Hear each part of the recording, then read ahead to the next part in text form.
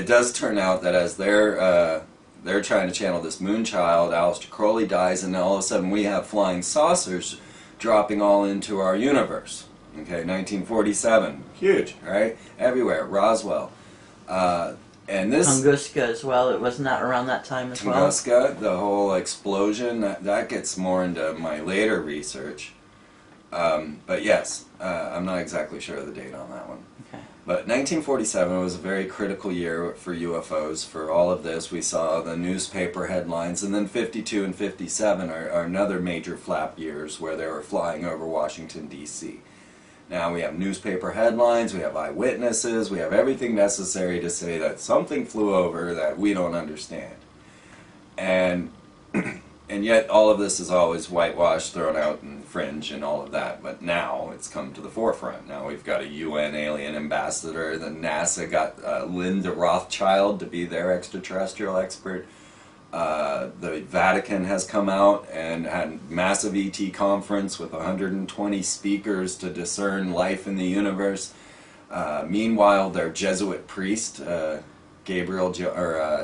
Funes, is the head astronomer of the Vatican and is running around all over the news going, aliens are our space brothers. They did not suffer original sin because they weren't born of Eve. But I would baptize them were they to come. And this is the lead Vatican astronomer talking about aliens being our space brothers. And you'd think that they'd kind of like push him off to the side and go, okay, yeah, well, this is our guy, but he'll stay in the lab. No, they attach him to CERN and make him the lead expert with Gabriel Gionte, another Jesuit priest, to attach themselves with CERN looking for the dark universe, looking for the anti-universe, as they called it.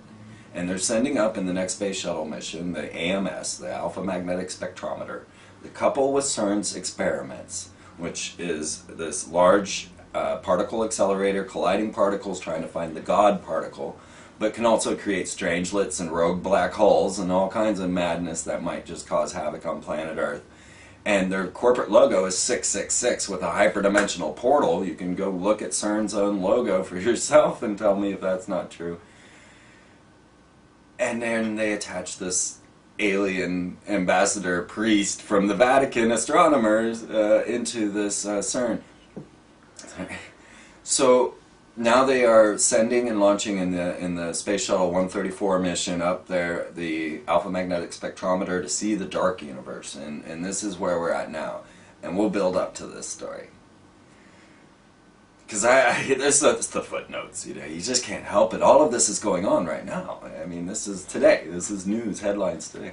Well, yeah, I mean, you just had, I think it was Stephen Hawking come out and say, if there's aliens out there, perhaps it's better if we're not in contact with them, because, they'll be potentially so far ahead of us that we would have the same sort of reaction that that people, and the Native Americans, or that people in the Philippines had, in places, isolated islands in South Pacific had, when they saw, people flying planes and they were dropping spam and stuff, and they started, building these airplanes, sort of mock airplanes in wood, and hoping that the gods would come back and drop more spam. Right. Yeah. And that's of critical importance as well, because we need to question, first of all, why there is the civilized and then the originals, or what we've called the aboriginals, or the bush people, or whatever. Why is there this massive separation? Why have the aboriginals not come out of the fire building and have iPods, right? And we have. What caused that separation? And then there's also the critical question of their worship, or the fact that we're landing now helicopters in places in the Amazon and seeing people that have never seen helicopters, right? And they're worshiping them as gods, right, as you're saying. Then we're still discovering mammals on the surface of our planet. That means that there could be life, sentient life living under the oceans that we're completely unaware of. There could be sentient life all over the regions that we have yet to see. That This is why overpopulation is such an incredible myth. You know, Oh. we're clustered in a small area, and you know, if you stick all the animals in one pen and you make them live in their own crap, then there's too many animals in one pen. But this place is huge and so little explored. And when people get into the wilderness, you see, you know, tons and tons of reports of Yetis, of Bigfoots, of, you know, dozens and dozens of these sorts of creatures, and yet it's discounted, you know, as though people are hallucinating, you know, and Right. when you have such disparate cultures coming up with the same sightings, and now they have done it, maybe you know a bit more than I do about these sort of gnome things that they're seeing all over South America. Yeah, we start finding that many of our myths were truths. And that was a lot of the things that I learned in my early studies of this through Time Warner, through their, you know, mystery books. And you'd see the little man who was found mummified meditating inside of a rock. Like they were blowing out the mine, and they blew off the face of a rock, and there's a man 12 inches high in a lotus position, mummified inside the rock. You know, things like this that spurred my imagination and my quest for this knowledge were things like that. Look at like Michael Cremo's Forbidden Archaeology, and there's, you know, for anybody that's interested, a fascinating book on anomalous archaeology, and he's just giving you case studies. He's not giving you anything really more than this is the case study from this anomalous artifact. This is the and It's very this dry. book is enormous. Yeah, it's right there. Yes, and you know, I'm gonna, for anybody that can sit and look at all these case studies, I would recommend that. It's not, you know, it's not one of these reads where he's going to give you all his suppositions about it, which he Right. does have, but just the facts. If you're interested in just the facts, that's a great book to go to. Yeah, and so now we're looking at a civilization of humanity, Homo sapiens, existing on planet Earth for 200,000 years. By the roughest estimate, by the closest, he would probably say 1 million or more.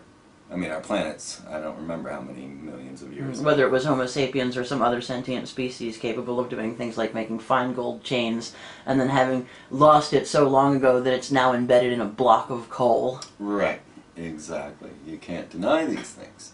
The Antikythera mechanism is another one. 33 different gears and reversing gears and things that, you know. But now we're to the point of time travel, too, so that all really gets mixed up.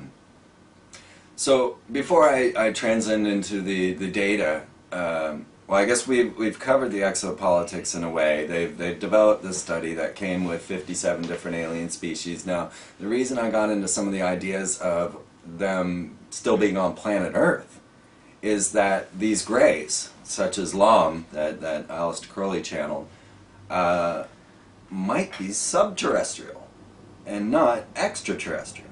Mm-hmm. So they could have existed on planet Earth, and this tale actually fills the true spectrum of Zecharia Sitchin's 12th planet. Now, let me just say, I've heard Arizona Wilder say that he's showing up at the lizard rituals and all of this. I've seen him, you know, giving the Masonic handshake to Jordan Maxwell. I don't know what to think about all that.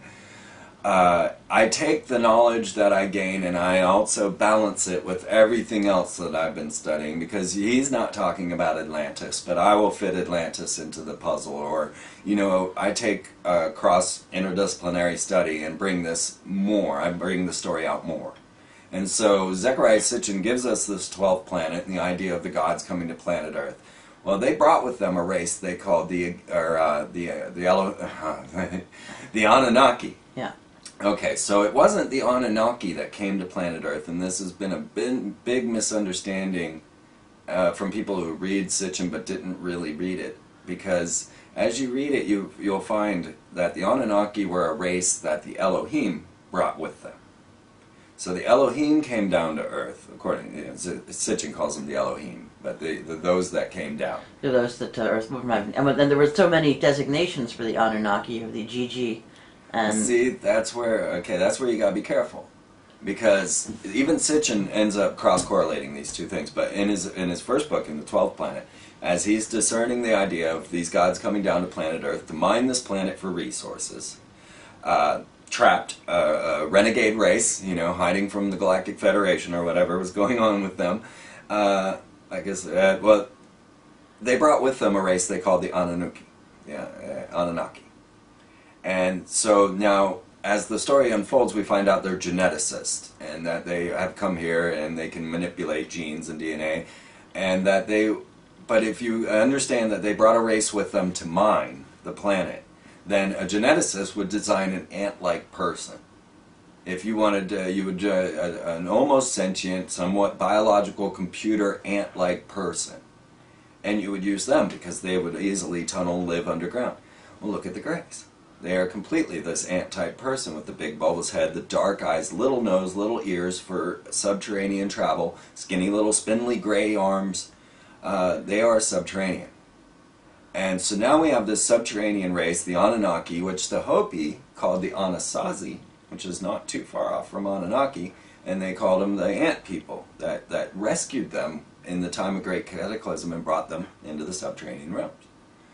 Well, with the Anunnaki being a subterranean race that revolted against the Elohim, the gods, Enki, Enlil, and Ninhursag and all, and went deep into the earth. And these gods could do nothing about it. And they weren't subterrestrials. And so that led to the creation of mankind, as we know it today, right? The manipulation of the hominid species on planet Earth, be it that we were degenerated or increased in intelligence. I don't know how to take that whole story.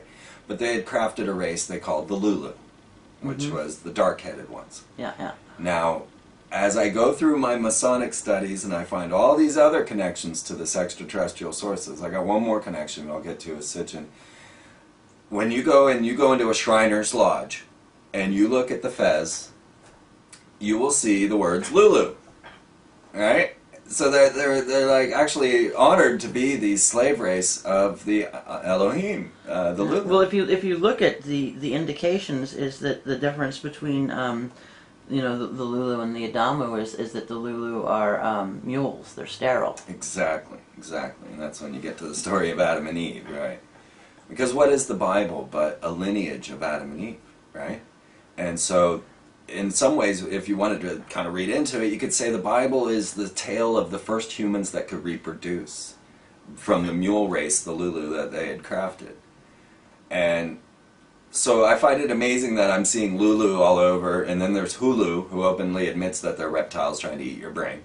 Right, so the human Lou, right? Right? Yeah. I saw the ad for that. I don't know how it was that I saw it, but it was one of these things Alec that somebody Baldwin pulled in and. Hello, Earth. I'm Alec Baldwin, TV star. You know, they say TV will rot your brain. That's absurd. TV only softens the brain like a ripe banana to take it all the way. We've created Hulu. Hulu beams TV directly to your portable computing devices, giving you more of the cerebral gelatinizing shows you want anytime, anywhere, for free. I only act out because I want your love. God, mushy mush. And the best part is there's nothing you can do to stop it. I mean, what are you going to do, turn off your TV and your computer? Once your brains are reduced to a cottage cheese-like mush, we'll scoop them out with a melon bowler and gobble them right on up. Oops. I think I'm drooling a little. Because we're aliens. And that's how we roll. Hulu, an evil plot to destroy the world. Enjoy. They have 3 of them out, one with Dennis Leary, one with Alec Baldwin, and one with that girl, I can't think of her name. A Mouseketeer. But yeah, so here's Hulu, and then Lulu.com, and I always, man, you find this in all of the symbolism that you see around you, and we'll get deeper into that. But one other connection that tied just, beyond the Lulu on all their hats, to Freemasonry, so now the hypothesis is that Freemasonry is the priestcraft that was cultivated to continue the operations of mining this planet for resources. And that is why civilization does what it does. Because once you get to the root of civilization, I challenge you to go to the head of any corporation, to the beginning of any movement in the world, French Revolution, American Revolution, Bolshevik Revolution, Nazism, you name it, the trains, planes, automobiles, look to the top. Who's at the top? But a worshipful master, or a Freemason, a 33rd, 32nd